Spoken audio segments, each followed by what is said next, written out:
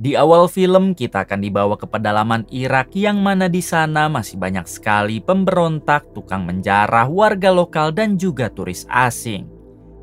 Di sini kita akan diperlihatkan dengan seorang relawan wanita berasal dari Perancis yang sedang dikejar-kejar oleh kelompok pemberontak. Tak jauh dari sana, seorang pria bernama Fritz sempat melihat kalau relawan wanita itu sedang dalam bahaya sehingga ia pun langsung berinisiatif membantunya.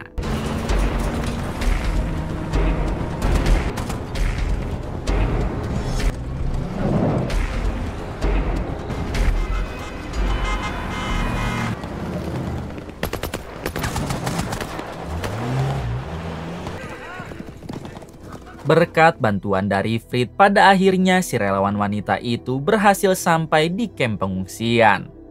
Diberitahu kalau di kamp pengungsian ini ada sumur minyak milik perusahaan dari Prancis dan bukan hanya itu, di sini juga terdapat 5.000 warga lokal yang ikut mengungsi. Adegan kembali ke Fritz yang sedang mengobrol dengan wanita relawan tadi bernama Clara. Clara langsung berterima kasih kepada Fritz karena barusan ia telah menyelamatkannya.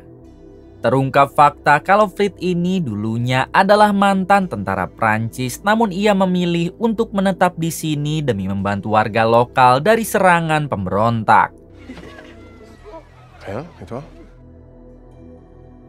Malam harinya Fritz pergi ke kota karena ia mendapat pekerjaan untuk melindungi seorang pejabat dari negara Prancis. Sesampainya di sana, ternyata si pejabat meminta Fritz agar mengawalnya sampai ke bandara karena ia akan terbang ke Perancis sambil membawa uang puluhan juta dolar. Si pejabat juga langsung memberikan bayaran kepada Fritz, lalu mereka segera bersiap-siap. Terlihat si pejabat yang memasukkan semua uangnya ke dalam berangkas supaya keamanannya maksimal. Tak lama dari itu, si pejabat kedatangan tamu wanita yang merupakan manajer dari perusahaan sumur minyak.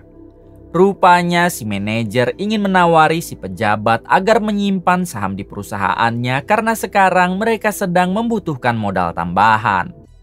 Lalu saat mereka berbincang, tiba-tiba datanglah satu kelompok polisi lokal yang memaksa masuk ke dalam rumah si pejabat. Rupanya kelompok polisi ini adalah para polisi korup yang berniat merampok semua uang si pejabat. Kemudian tanpa basa-basi, ketua polisi itu langsung menghabisi si pejabat. Mendengar suara tembakan, Fritz dan 2 bodyguard si manajer perusahaan minyak langsung melakukan perlawanan hingga inilah aksinya.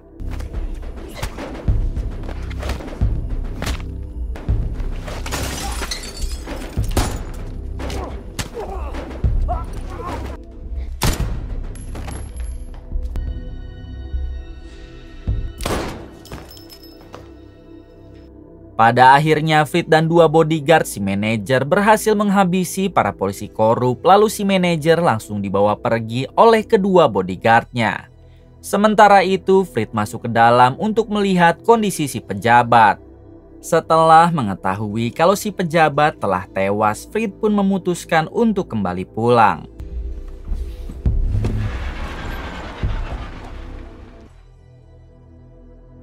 Tak lama Fritz mendatangi rumah adik kandungnya yang masih berada di kota tersebut. Ini dia adik kandung Fritz bernama Alex yang juga merupakan mantan militer Prancis. Diketahui Alex adalah seorang ahli peledak dan juga ahli ranjau yang sudah lama tinggal di negara Irak. Bahkan saking lamanya Alex menetap di Irak, Alex sampai menikah dengan warga lokal dan sudah mempunyai seorang anak perempuan. Lalu Fritz mengajak Alex mengobrol 4 mata dan mengatakan kalau dirinya mempunyai pekerjaan untuk Alex.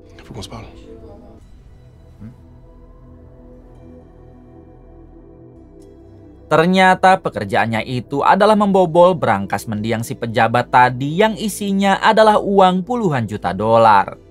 Fritz yakin kalau Alex dapat membobol berangkas tersebut karena Alex adalah seorang ahli peledak. Alex yang kebetulan tidak punya pekerjaan, ia pun mau menerima tawaran dari Fritz dan malam itu juga mereka langsung pergi ke rumah si pejabat.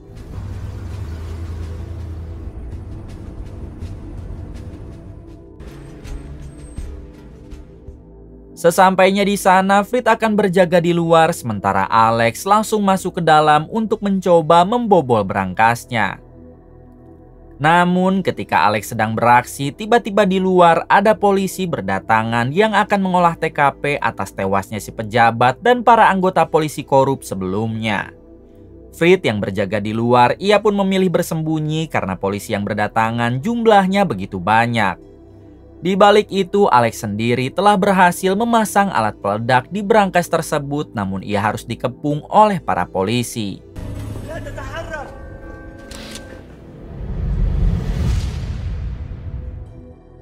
Meskipun berangkasnya berhasil diledakkan, namun Alex harus tertangkap oleh para polisi.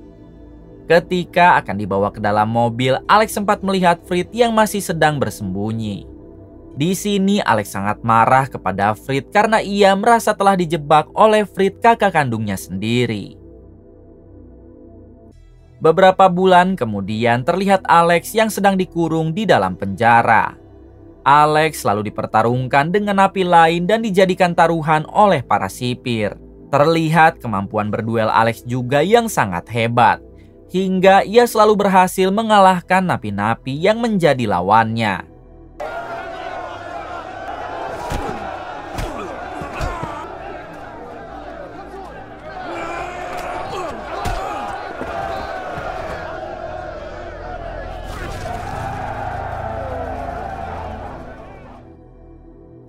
Malam harinya tampak Alex merenung karena ia sangat merindukan istri dan juga anaknya.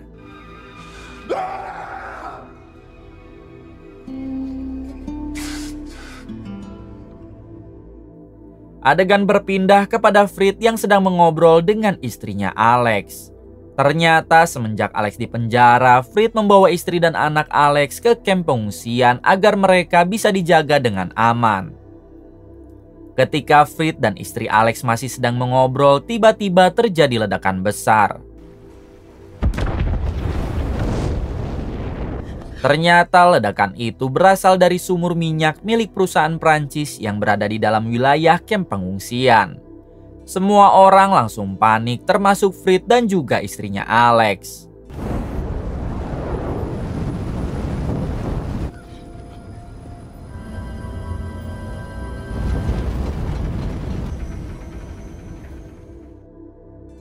Adegan berpindah ke si manajer perusahaan minyak yang sedang melakukan rapat dengan petingginya. Mereka membicarakan sumur minyaknya yang tiba-tiba meledak. Kemudian si petinggi menjelaskan jika di bawah sumur minyak itu ada 2 lubang deposit gas yang sangat besar. Jika api dari sumur itu tidak bisa dipadamkan, maka kedua deposit gas tersebut akan meledak dan bisa menghancurkan satu kamp pengungsian. Bukan hanya itu, perusahaan mereka juga akan secara otomatis bangkrut. Lalu si petinggi menjelaskan hanya ada satu cara untuk memadamkan api dari sumur minyak tersebut, yaitu dengan cara mengambil 100 kilo nitrogliserin lalu dimasukkan ke dalam sumur. Akan tetapi nitro tersebut disimpan di tengah gurun pasir yang jaraknya cukup jauh. Bahkan untuk sampai ke sana akan banyak sekali pemberontak yang akan menghalangi mereka sehingga mereka harus merekrut orang-orang pilihan. Ditambah nitro itu juga mudah sekali meledak sehingga yang mengambilnya harus orang yang benar-benar ahli dalam bidang peledakan. Kemudian si petinggi meminta si manajer untuk merekrut orang-orang dengan kriterianya seperti yang telah ia jelaskan, dan si petinggi juga berjanji akan memberikan upah $1 juta untuk masing-masing dari setiap orangnya. Pada akhirnya si manajer menyanggupi permintaan si petinggi karena ia tahu harus meminta bantuan kepada siapa.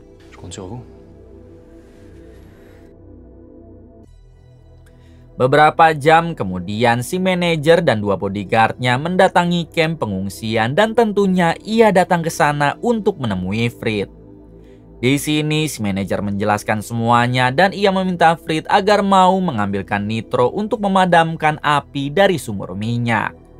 Si manajer akan membayar Frit $1 juta dan apabila Frit menolak maka seluruh kamp pengungsian ini secara otomatis akan hancur. Sebab dalam waktu 22 jam lagi deposit gas di dalam sumur pasti akan meledak. Fritz juga tidak akan berangkat sendiri karena ia akan ditemani oleh 2 bodyguard si manajer dan juga Clara si wanita relawan yang kita lihat di awal film. Pada akhirnya Fritz pun mau menerima misi tersebut, akan tetapi ia membutuhkan bantuan adiknya yaitu Alex. Alex pasti akan sangat membantu karena ia merupakan ahli peledak dan ranjau, tapi masalahnya posisi Alex masih di dalam penjara. Mendengar hal itu, si manajer bersedia membebaskan Alex sekarang juga asalkan misinya berjalan dengan lancar. Kemudian si manajer membawa Fritz, Clara, dan yang lain menuju markas. Sementara Alex akan dibebaskan oleh 1 bodyguardnya. D'accord. Je m'occupe de l'équipe de femmes.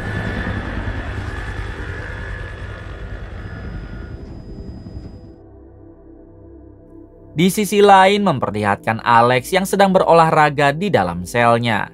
Tak lama ia didatangi oleh 1 sipir yang memintanya agar segera keluar. Ternyata di luar penjara sudah ada 1 bodyguard si manajer yang menyogok kepala sipir untuk membebaskan Alex. Saat itu juga si bodyguard langsung membawa Alex ke markas untuk bergabung dengan yang lainnya.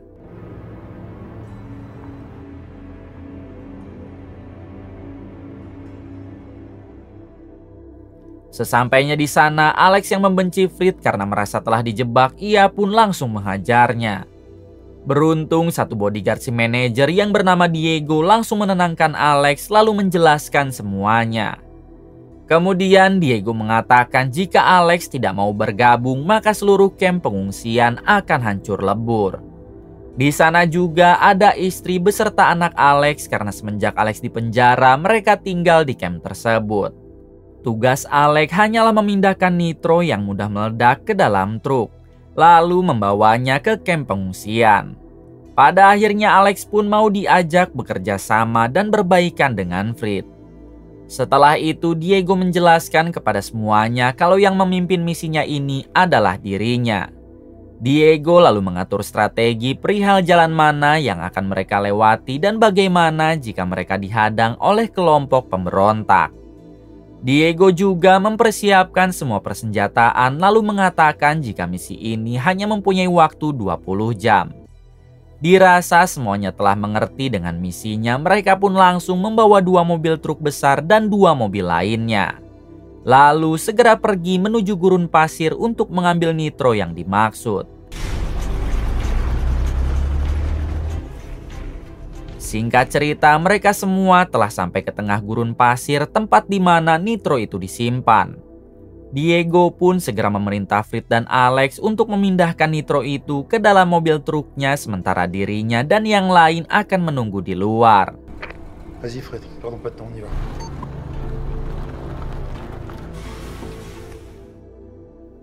Dengan sangat berhati-hati, Alex dan Fritz langsung memindahkan 1 persatu nitro itu ke dalam truknya masing-masing.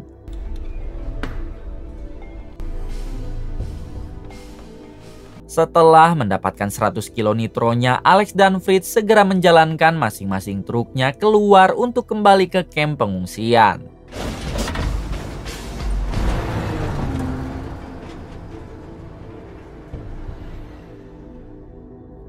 Lalu ketika mereka sudah cukup jauh berjalan, di tempat penyimpanan tadi ada 1 nitro yang terjatuh dan membuat ledakan besar. Untungnya Alex, Fritz, dan yang lain sudah keluar jauh dari tempat tersebut. Kemudian mereka semua melanjutkan perjalanan karena sudah tidak mempunyai banyak waktu lagi. Di tengah perjalanan, Clara si wanita relawan tiba-tiba menghentikan mobilnya. Ternyata ia marah kepada Diego karena telah membiarkan tempat penyimpanan tadi meledak begitu saja tanpa memikirkan orang-orang yang ada di sana. Diego menjelaskan kalau mereka tidak mempunyai banyak waktu dan yang terpenting sekarang adalah membawa nitro ini ke kamp pengungsian dengan tepat waktu. Pada akhirnya Clara pun memilih untuk berpindah mobil dan ia naik ke mobil truk yang dibawa oleh Fritz.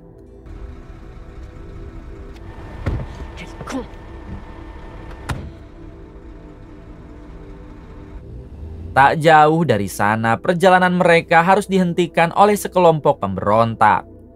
Diego selaku orang yang memimpin dari misi ini, ia pun mencoba bernego dengan ketua pemberontak tersebut. Si ketua pemberontak itu meminta uang kepada Diego jika perjalanan mereka ingin lanjut. Namun Diego menjawab kalau mereka tidak membawa uang dan hanya membawa obat-obatan saja untuk warga lokal.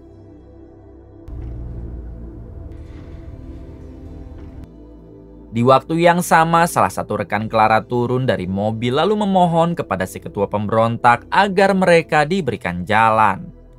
Akan tetapi si ketua pemberontak itu malah menodong rekan Clara hingga terjadilah ketegangan.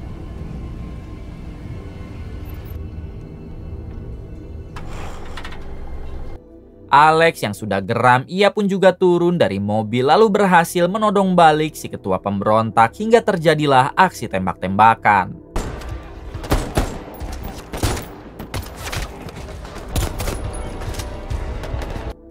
Dalam insiden itu, Alex dan yang lain berhasil meratakan para pemberontak tersebut, namun sayangnya rekan Clara harus menjadi korban. Setelah itu, mereka memutuskan untuk pergi sebelum para pemberontak yang lain berdatangan.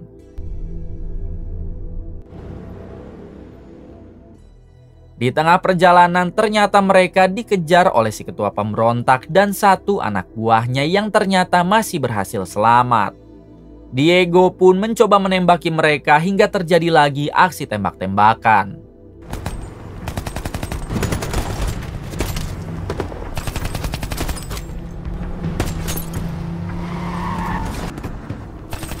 Di sini satu rekan Diego yang menggunakan motor harus menjadi korban. Melihat hal tersebut, Diego menjadi semakin marah dan terus saja menembaki si ketua pemberontak beserta anak buahnya.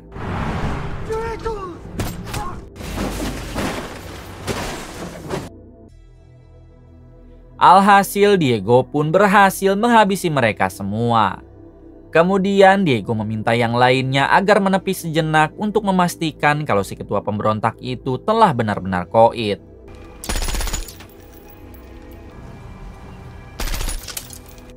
Di waktu yang sama, Alex dan Fritz mengecek keamanan nitro yang dibawanya.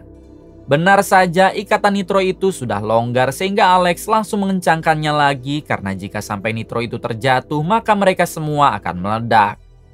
Setelah semuanya aman, mereka pun kembali meneruskan perjalanan.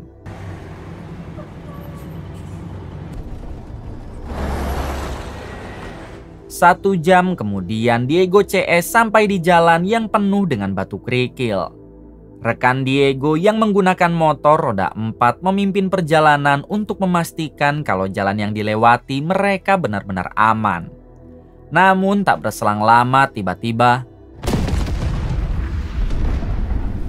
melihat rekannya yang tewas terkena ranjau, Diego dan yang lain bergegas turun untuk mengecek kondisi sekitar. Kemudian Alex yang merupakan ahli peledak dan ranjau, ia pun menyadari kalau sekarang mereka sedang berada di ladang ranjau. Mau tidak mau, Alex harus menjinakkan semua ranjau-ranjau itu dengan dibantu oleh Fritz. Sementara Diego dan yang lain akan memantau situasi untuk memastikan kalau di wilayah ini tidak ada pemberontak.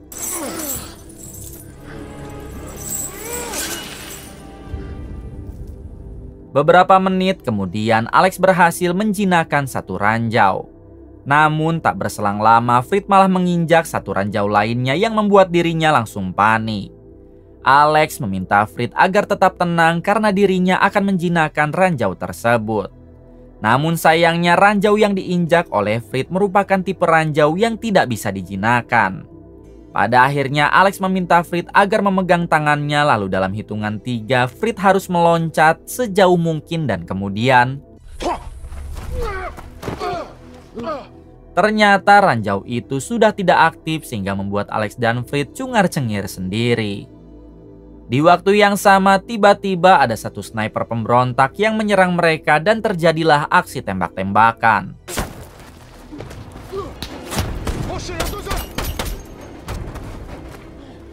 Setelah cukup lama berperang, pada akhirnya rekan Diego berhasil menghabisi sniper tersebut.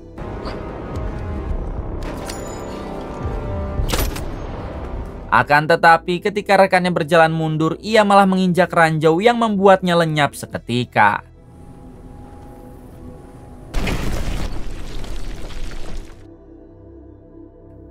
Kini yang tersisa hanya tinggal 4 orang, yaitu Diego, Clara, Fritz, dan juga Alex.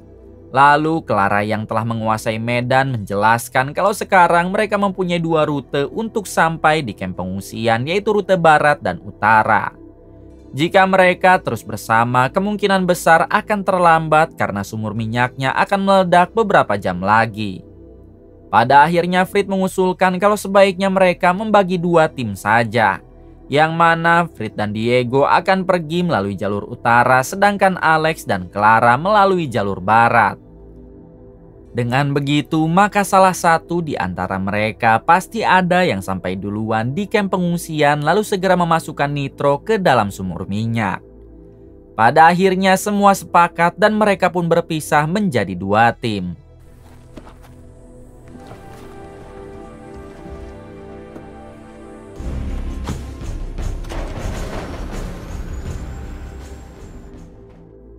Di tengah perjalanan, Fritz dan Diego harus melewati genangan oli yang bocor hingga Fritz pun memastikan dulu kalau di dalam genangan oli itu tidak ada ranjau. Setelah dirasa aman, Fritz dan Diego segera menyeberangi genangan oli tersebut.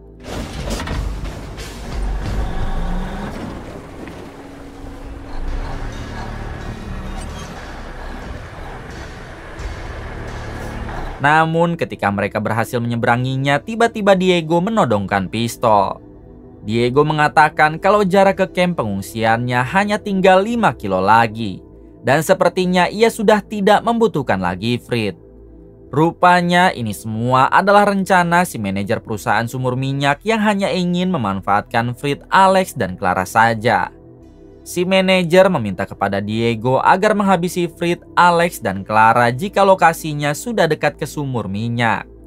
Tentunya hal itu dilakukan agar upah $1 juta dari si petinggi menjadi milik mereka semua. Kemudian Diego langsung menembak Fritz hingga membuatnya tak sadarkan diri. Setelah itu Diego melanjutkan perjalanannya seorang diri karena ia yakin kalau Clara dan Alex pasti tidak selamat dihadang oleh para pemberontak. Namun di tengah perjalanan tiba-tiba truknya oleng sampai terperosok ke jurang hingga terjadi ledakan besar. Di balik itu, Clara dan Alex yang melihat ledakan besar dari kejauhan, seketika mereka menyadari kalau itu pasti berasal dari Diego dan Alex. Dengan segera Alex memutar balik truknya untuk berpindah ke jalur utara. Alex berharap kalau Fritz dan Diego masih selamat sehingga ia bisa menyelamatkannya.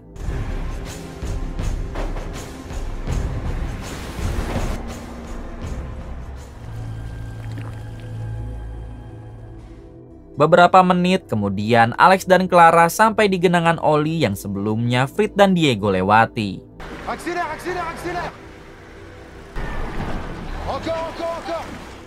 Setelah berhasil melalui genangan oli itu, Alex diberhentikan oleh seorang pengembala domba yang memberitahunya kalau mereka menemukan seorang pria. Ketika dicek, ternyata pria itu adalah Fritz yang masih bisa bertahan meskipun tadi ditembak Diego. Seketika Alex menyadari kalau ini semua pasti ulah Diego yang berniat mengkhianati mereka.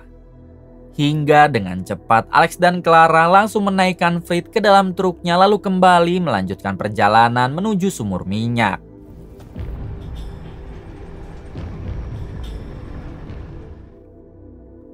Di tengah perjalanan mereka dikejar dan diserang lagi oleh satu mobil kelompok pemberontak. Namun dengan nekat Clara berpindah ke belakang lalu mengambil beberapa nitro untuk dilemparkan kepada mobil pemberontak hingga inilah hasilnya.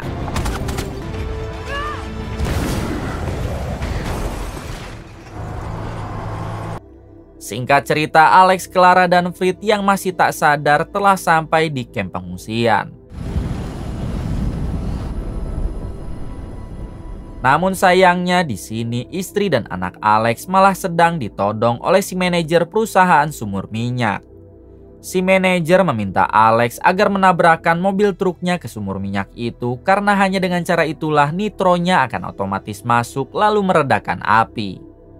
Si manajer berjanji akan menjamin hidup istri beserta anak Alex sampai dirinya dewasa nanti. Akan tetapi jika Alex menolak, si manajer tak akan segan-segan untuk menghabisi mereka berdua. Mendengar hal tersebut, Alex pun merasa tidak adil karena ini semua tidak ada dalam perjanjian. Si manajer menjawab jika hal ini dibicarakan dari awal, pastinya Alex dan Fritz tidak akan mau membantunya. Ketika Alex sedang bingung harus berbuat apa, tiba-tiba ternyata itu tembakan dari Fritz yang baru saja sadarkan diri. Alex pun langsung memeluk istri beserta anaknya dan ia berjanji tidak akan pernah meninggalkan mereka lagi. Lalu tanpa sepengetahuan Alex, tiba-tiba Fritz melajukan mobil truk dan mengarahkannya ke sumur minyak. Clara sempat mencoba menghentikan Fritz, namun ia gagal hingga Fritz pun menabrakkan mobil truk itu ke sumur minyak dan inilah yang terjadi.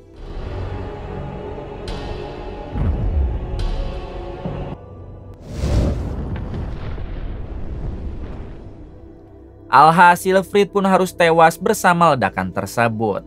Akan tetapi api dari sumur minyaknya berhasil dipadamkan sehingga otomatis deposit gas di bawahnya tidak jadi meledak.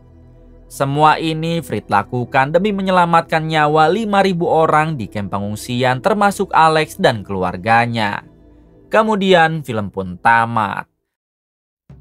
Terima kasih kepada semuanya yang telah menonton hingga akhir. Semoga kalian selalu diberikan kesehatan dan rezeki yang berlimpah. Salam untuk semuanya dari Hampura Film.